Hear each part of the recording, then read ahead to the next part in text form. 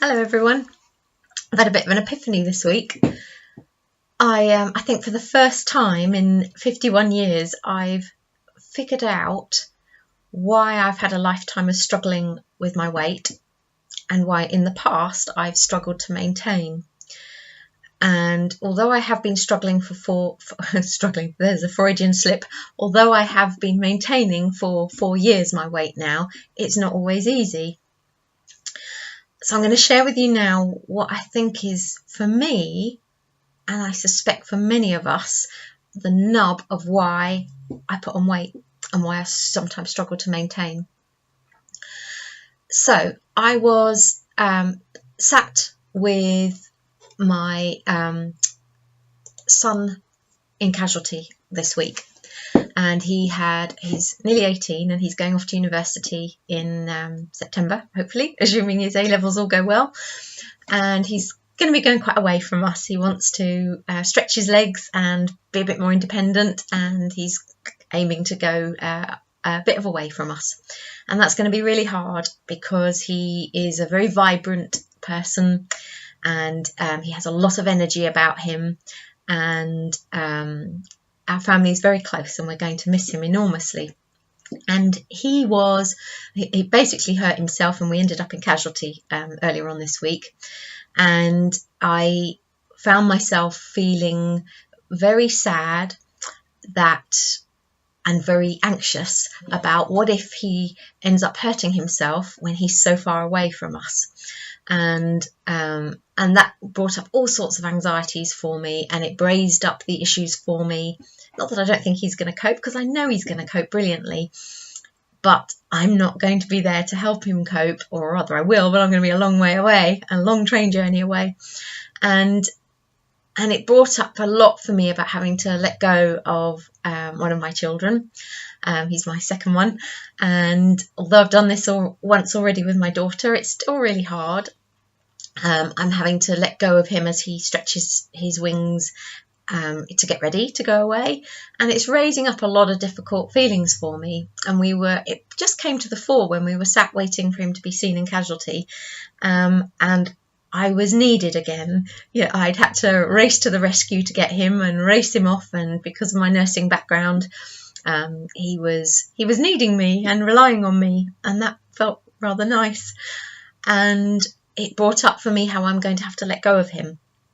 More to the point, what was really interesting was my urge to eat was almost overwhelming. And so that's what happened earlier on this week. And it got me thinking about why I was so desperate to eat. I was literally about to head off to the vending machines when, thank goodness, his name got called by the doctors, and I was literally saved by the bell. But I would have gone off to the vending machine and I would have got myself something to help me to cope with all those feelings that I was feeling. And although now I can maintain by pulling that back, because I have that awareness of what I'm doing now, whereas I don't think I really did in the past, I chose not to have that awareness. Of course I knew, really. I chose not to face it. Now I do face it the next day, but the fact remains that it still happens for me. And then I was having a chat with a very dear friend and talking about this, and she said that it reminded her of a quote by a Buddhist nun called Pema Chaldron, I think her name is. I've written it down so I get it right for you guys, and it is: lean into the sharp points and fully experience them. The essence of bravery is being without self-deception. Wisdom is inherent in understanding emotion. And we were chattering away about this, and I thought, this is why I struggle with food.